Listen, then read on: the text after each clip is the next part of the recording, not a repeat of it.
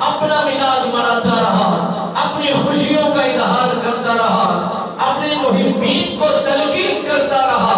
میرے نبی سرکار نے فرمایا، میرے صحابہ نے عرض کیا، یا رسول اللہ صلی اللہ علیہ وسلم، آپ پیر کے دن روزہ کیوں رکھتے ہیں؟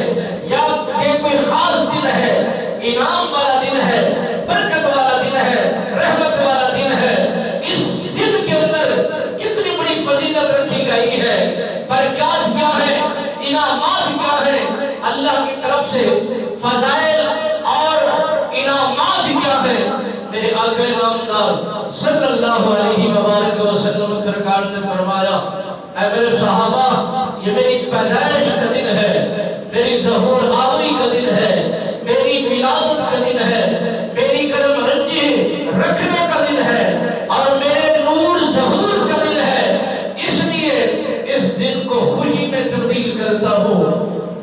اپنی ولادت اپنے خدا کی حضور